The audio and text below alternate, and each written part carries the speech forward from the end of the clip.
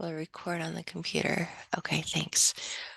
So we're just starting our CNP monthly webinar. And this is the first slide, our agenda from the second slide. And now we'll say thanks to everybody. Oh my gosh, we want to make sure that you have such a positive impact on the life of a child and on your local economy when you include local foods in your program. Thanks for all you do, and we hope to make this a great year together. So something about direct certification. Yay, Lynda, do you want to take over? Sure. Good morning, everyone. I wanted to let you know that Direct Cert with Medicaid has gone live.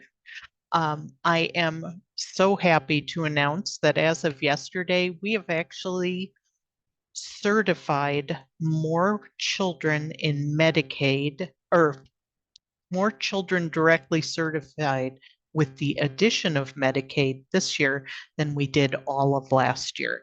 So that is awesome. And we only have 80 districts who have uploaded a list. So I can expect that that will go much, much higher. I wanted to let everybody know that the number of Medicaid free and reduced children is about 3 times higher, 2.5 times higher than SNAP children. So you may get a huge number of children in your reports that are Medicaid free and Medicaid reduced. I also wanted to let you know that we have updated the Direct Cert user manual, and that is in download forms. And we have a direct certification letter that has the addition of Medicaid in there. So for those of you who might be hearing this for the first time, under the SNAP column, you will see an M and an R. Those that are M in the SNAP column are free Medicaid. Those that have an R designation, those would get reduced qualification on Medicaid. Just because they're on the DC list does not mean they are all free. And please watch what your systems are doing. Some systems have been doing it a little incorrectly. So your first few times you should probably watch. One other helpful hint is with Direct Cert, and this goes a little bit over my head, but they do qualify families based on economic unit at health and welfare. So one family possibly could be 2 economic units, and you may get a family that has one child on Medicaid free and one child on Medicaid reduced. If that is the case, the free status gets extended to all children in the household. So let me say that again. If you have a household that has one child as Medicaid free and one child as Medicaid reduced, that means that you should extend the free to everyone in the household and just make a note of it on your direct cert list.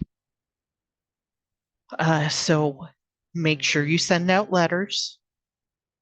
Watch the direct cert upload that you're getting back and make sure you're designating everybody correctly.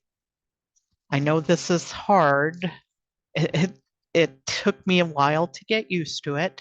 So we did update the user manual, and we have a new direct certification training online that will walk you through everything and give you professional standards hours. So you can take that through the Idaho Digital Learning Training Portal.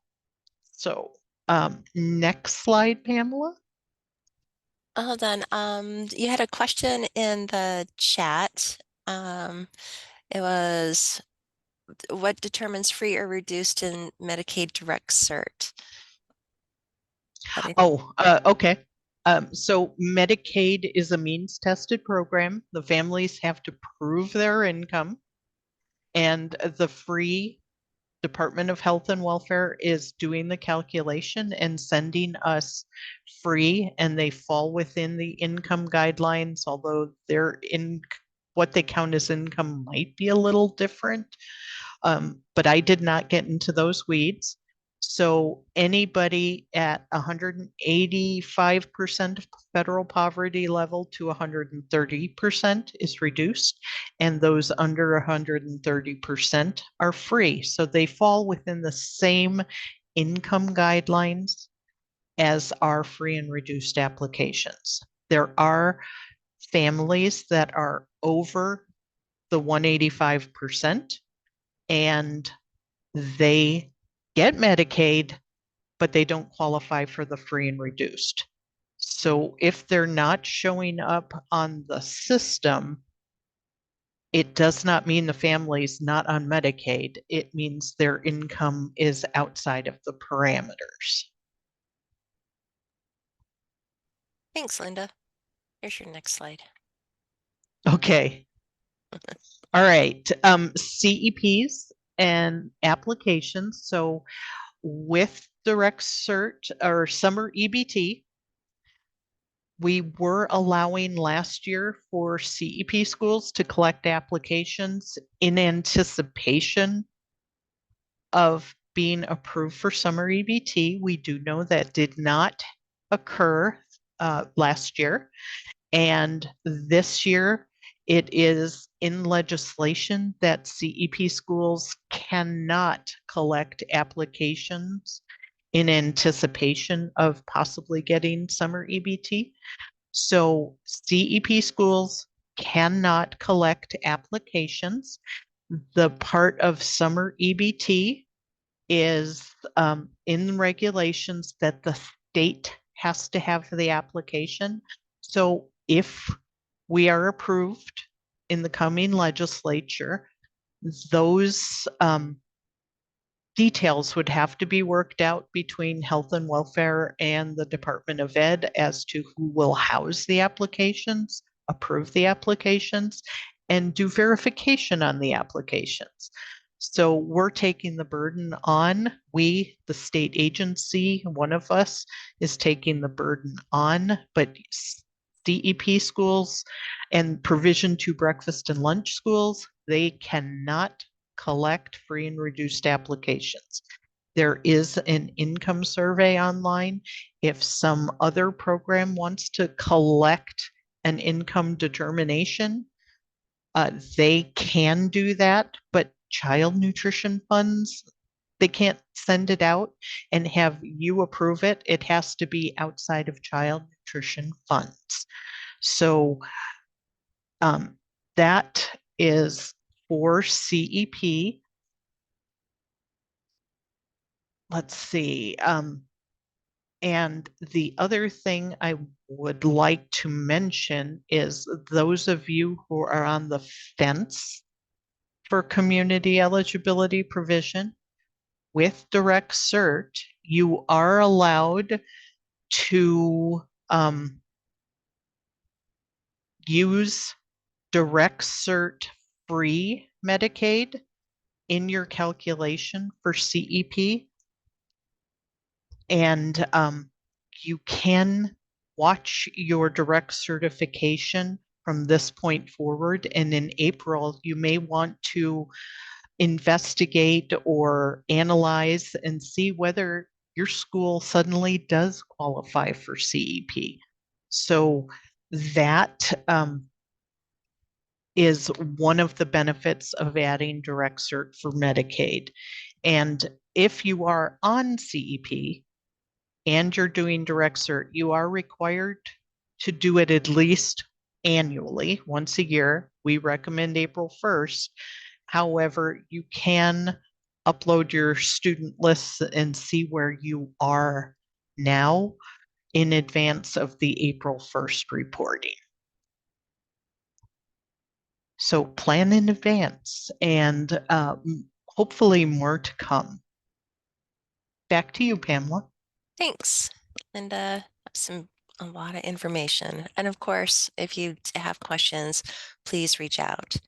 And to do so, Child Nutrition Programs team, Jen, Crystal, TJ, their emails will all bounce. So I just wanted to make sure you guys, if you have questions, email these team emails, and that'll ensure that you get responded to in a timely fashion. We'll move on to our wellness committees.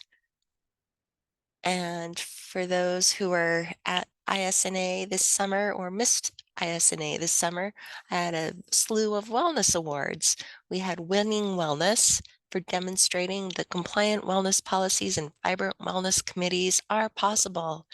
These are a list of folks who had ARs last year who had zero findings in their wellness policies.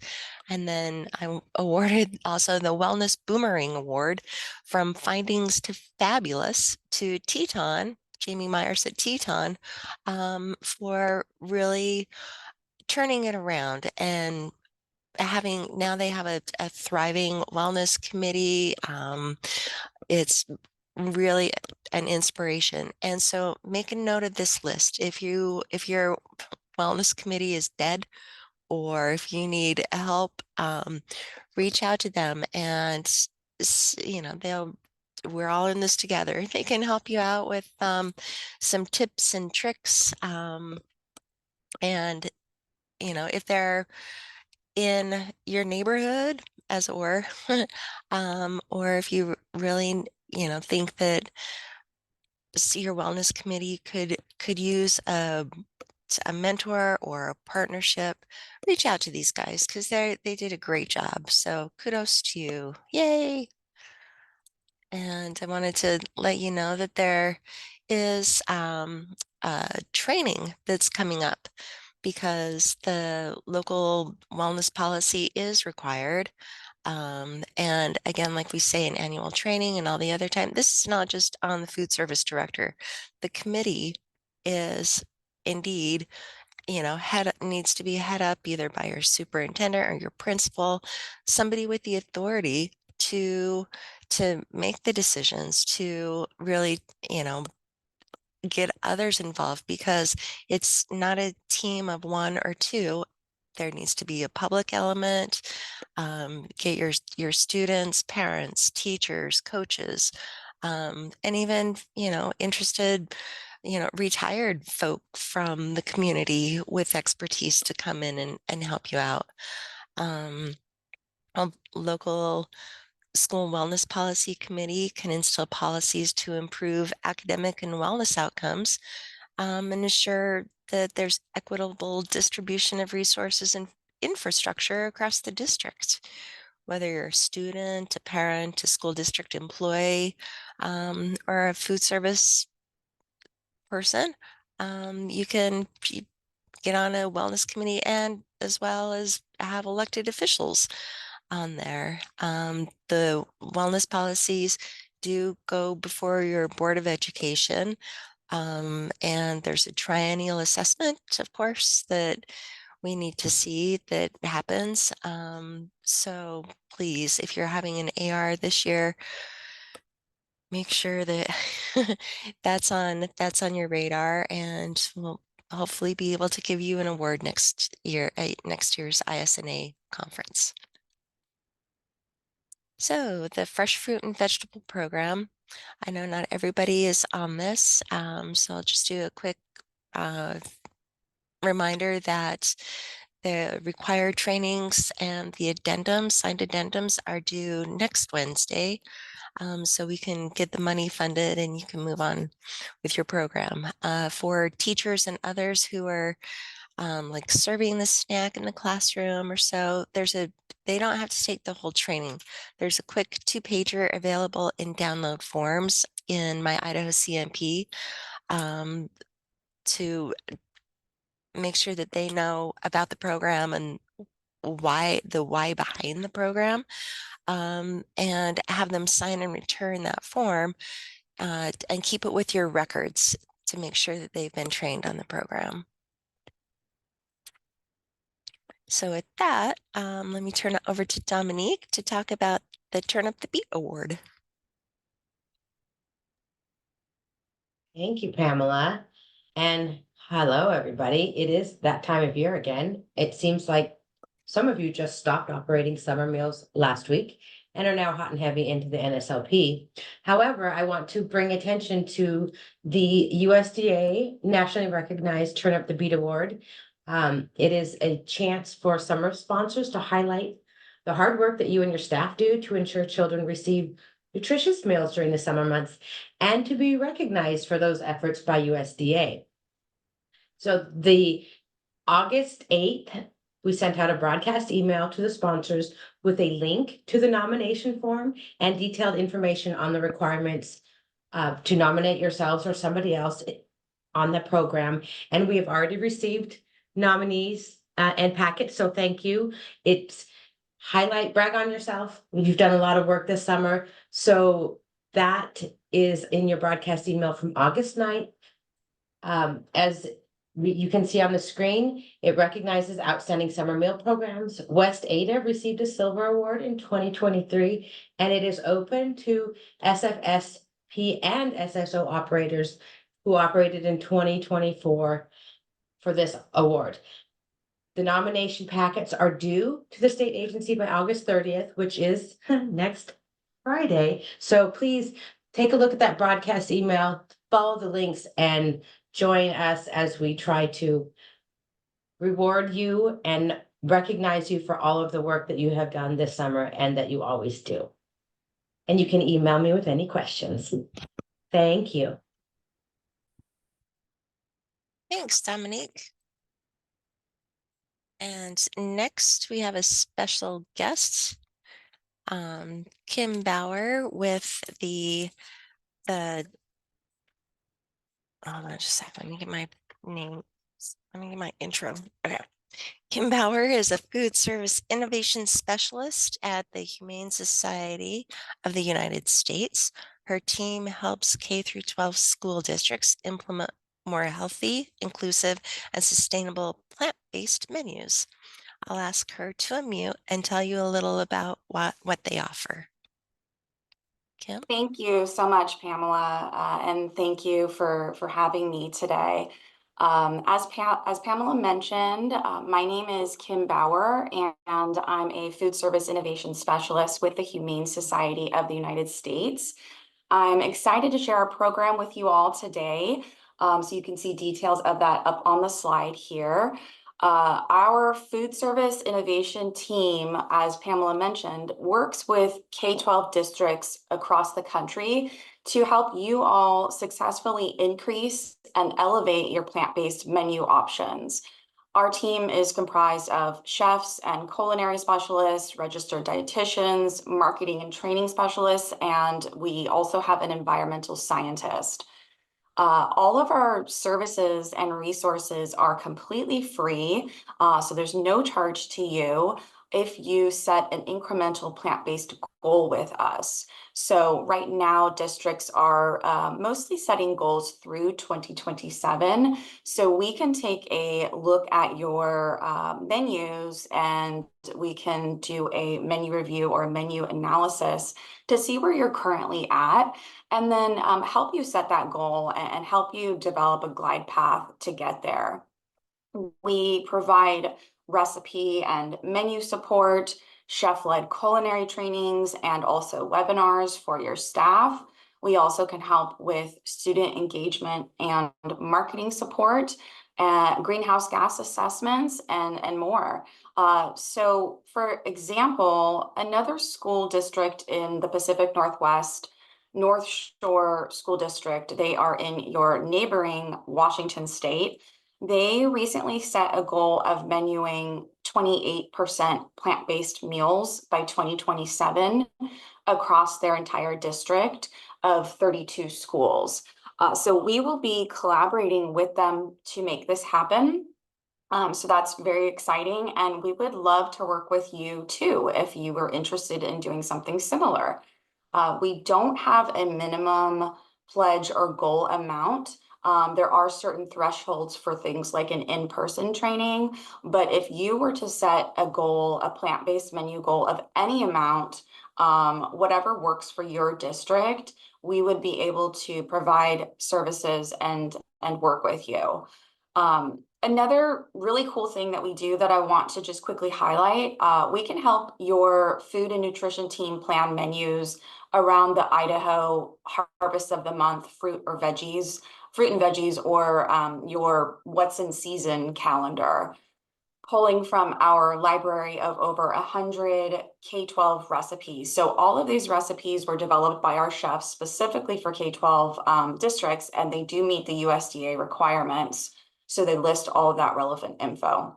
So for example, if this September's produce of the month, I was looking at the calendar, it looks like carrots is a produce of the month. So we would match that with our chili cheese nachos made from carrots, potatoes, and nutritional yeast. This recipe closely resembles that movie theater nacho cheese, but with lots of nutrients. Or with October being farm to school month, and it looks like tomatoes and also greens might be a couple of the harvests of the month, fruits or veggies for that month. We could help you feature our, just an example would be like our Popeye pasta bake recipe that includes lots of nutritious spinach and a tomato-based sauce. We can also provide a lineup of recipes for the entire school year's harvest of the month, or what's in season calendar. So that's hopefully really exciting for you all. If you're interested in working with us or just hearing more, please contact me. My email is at the top of the slide there. It's kbauer@humanesociety.org. And yeah, I would love to hear from you. Thanks, Kim.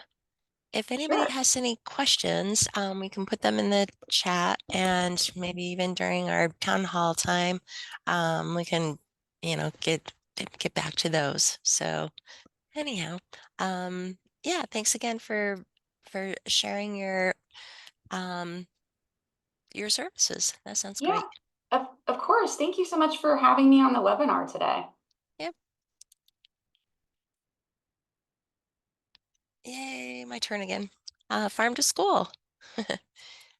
And as was already mentioned, October is National Farm to School Month. We're going to encourage you to celebrate local foods with your harvest festivals. And also, I'm working on hosting Crunch Day.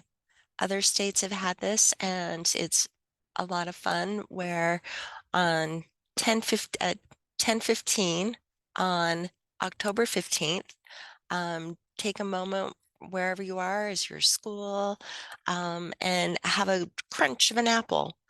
You could also choose, a celery or a carrot, whatever works for you.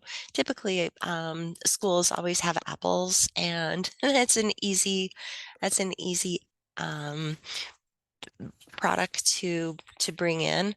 Um, and I'll definitely send out a broadcast email on how to get more involved with that, some more details.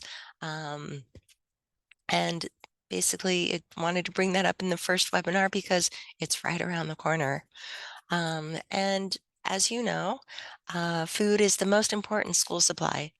And purchasing from Idaho farmers supports your local economy, and this falls under financial literacy. So that's one thing that kids need for graduation now, and you're in a unique position to really help them understand um, what that looks like, and really how easy it is. It also reminds kids that farming is a viable vocation. It is a career opportunity.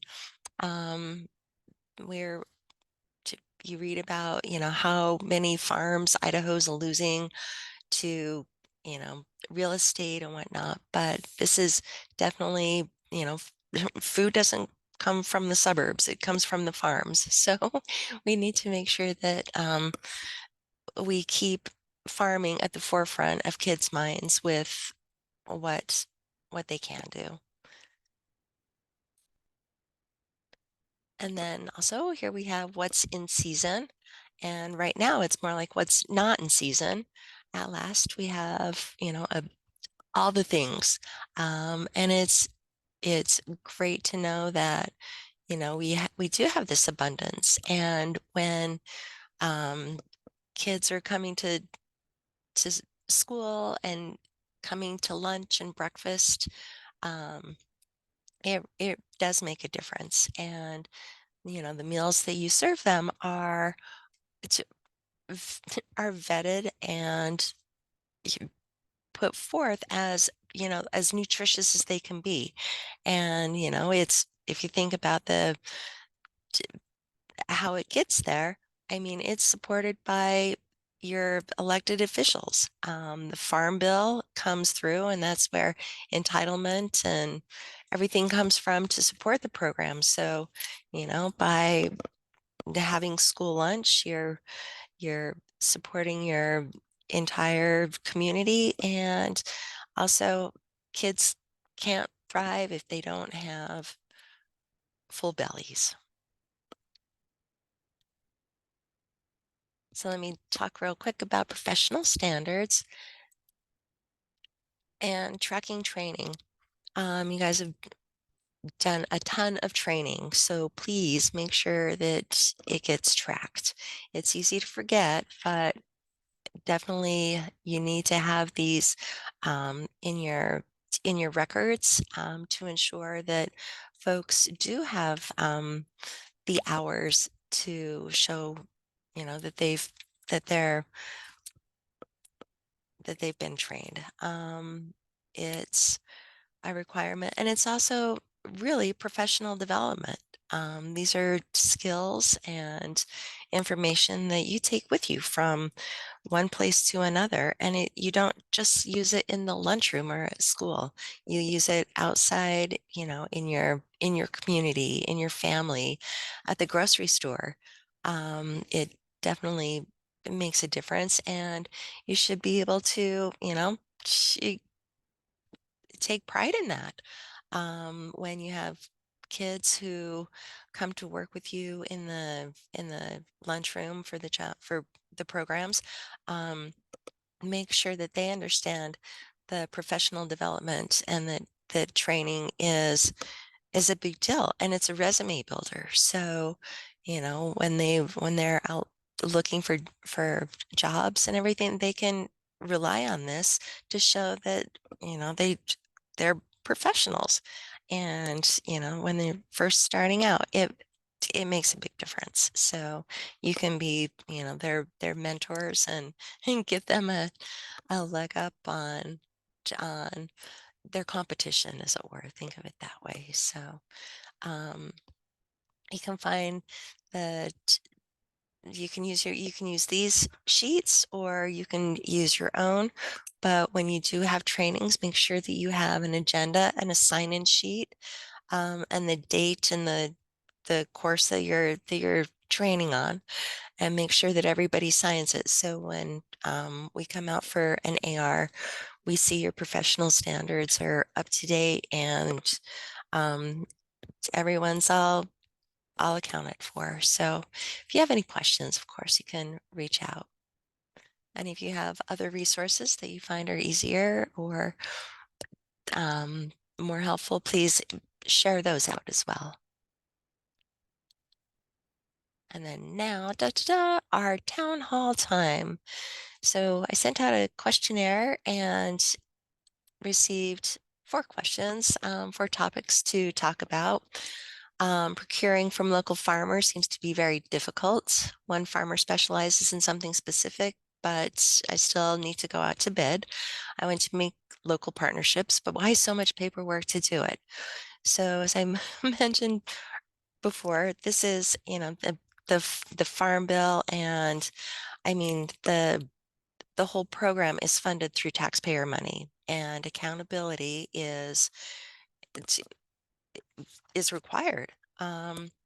You pay attention to where your finances go, and we need to be, good stewards of the common trust. So that's the paperwork aspect to it. The change to in geographic preference that just happened, is now starting July 1st, you can use local in your specifications. You applying the geographic preference option. Starting July 1st, you can use local as a specification, for the written description of a product or service that a vendor must meet to be considered responsive to a solicitation. Um, and you can also use a defined scoring advantage while scoring bids in response to a solicitation. It doesn't have to be full blown overcomplicated. It can be, simple, but remember your three bids and a buy. As that you can imagine Kat in all of her training on procurement and everything. It's doable. And I would just reiterate that make your local partnerships do matter and are very important for your program and your community. And just, if you need help with the paperwork, reach out. There are definitely, resources online, and I can help you with those. So if you have any more questions, or in the chat too, if you've had success in specialty produce, please put a hand up, or put a note in the chat or something, and you can chime in. This is your time. Hi, this is Yes. Kat. I have my hand raised, but I I saw, guess I it's saw not. that. Okay, great. I just saw that. Great. Okay, So go just ahead, want Kat. to reiterate what she's saying about local. Remember that 10% cap is going to be coming down in school year 25-26, where 10% of all your commercial purchases for non-domestic products, you're going to have to be mindful of that. So purchasing local will certainly help with the Buy American provision. Just wanted to remind you of that. Thanks, Kat. Okay. So next we'll talk manager trainings, organizing workspaces in the kitchen for efficiency. For example, storing sheet pans near the bakery and mainline prep areas for efficiency, creating workflow charts, cleaning tasks list, all things to conflict management and recipe sharing. So if anybody has a heads up on or wants to share what's helped you in to make your kitchens more efficient, now would be a good time if you want to chime in. Otherwise, we'll work on this and see if we can't send out some notes.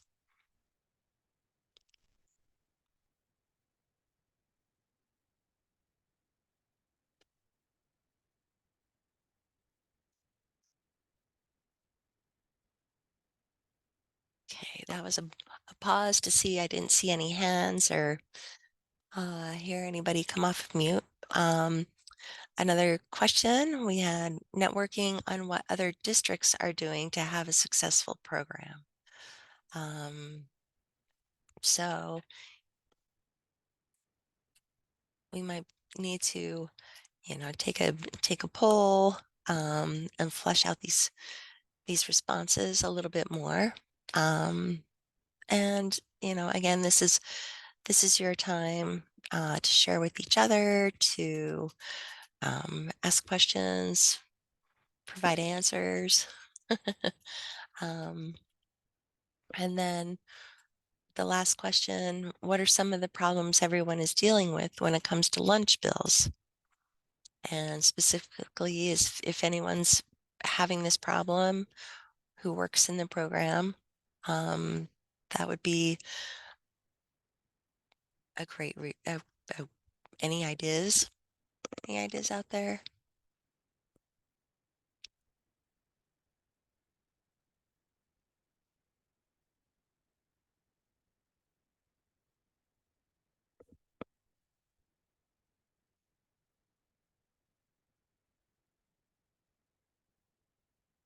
All right. Well, I'll chew on those and please, reach out if you have some answers, some suggestions, some more questions. Please, let's keep this as an open forum for an opportunity for everybody to work together. Crystal put in, thank you. The trainings are helpful for meeting other directors and learning from each other. So thank you for sharing that. And I do have, Pamela, yes, do we want to go over some of the questions that were in the chat? of course, of course. I kind of lost track of the chat while I was doing the Pamela show and all the on the other topics. Yeah, Okay, there's some. so there are a lot of application questions, so I thought I would go over those. Okay. So one question was, if I understand, we cannot use reduced Medicaid in a CEP certification.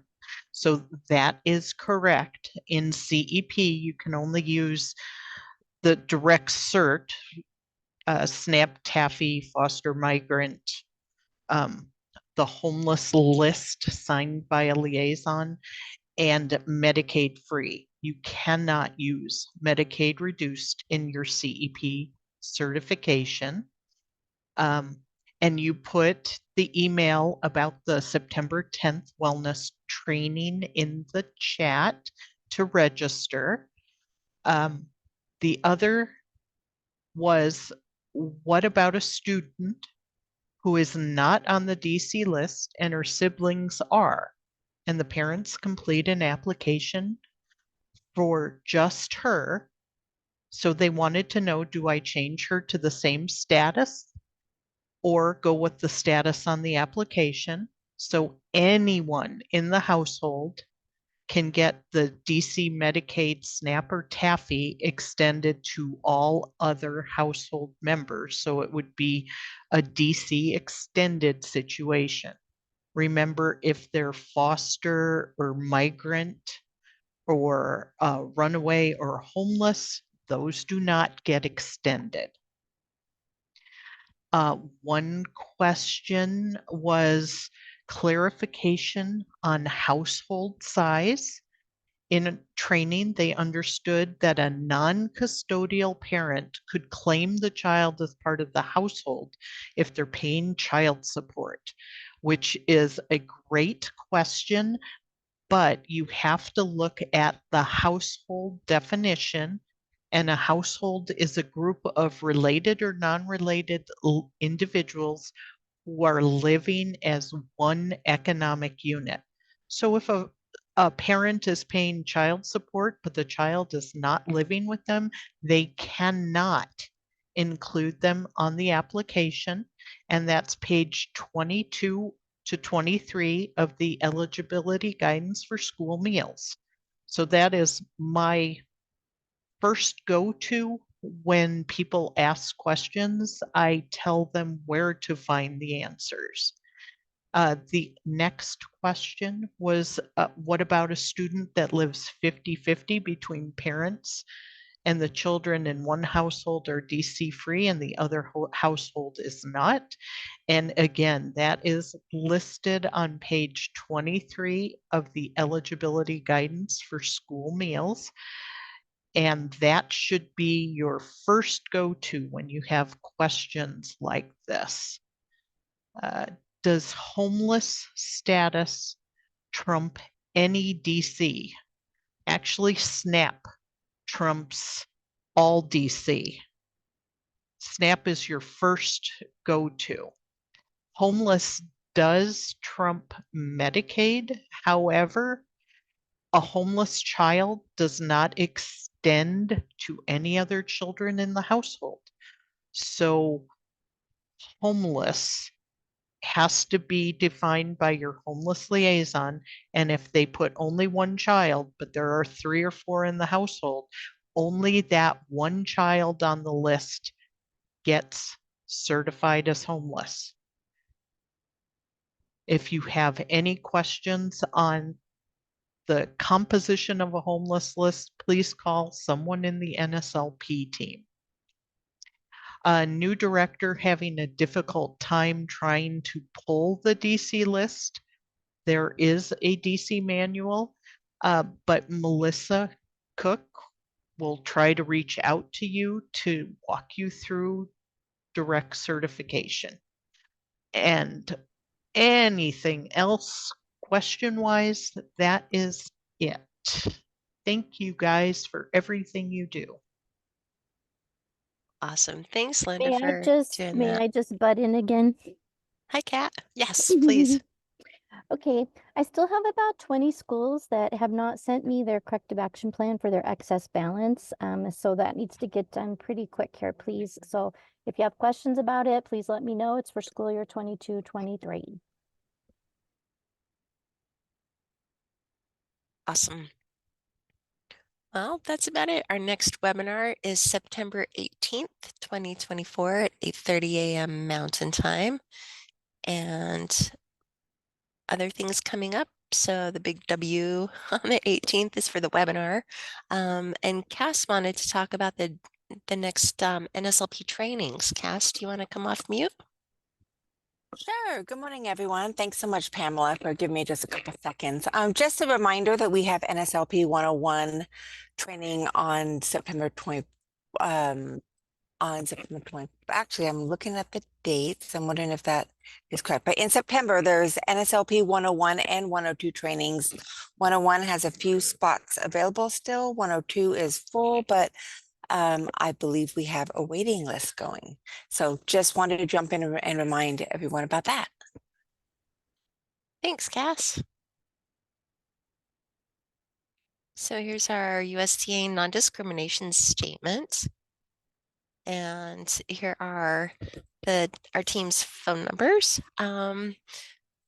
If you have any questions or need to, get in contact with us, remember those team emails that were on the earlier slide, or give us a call.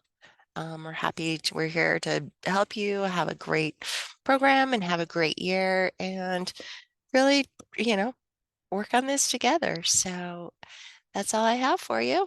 Got about 15 minutes left. Back to your day. That's it. Take care. Thanks, everyone. Thank you, Pamela. Thanks.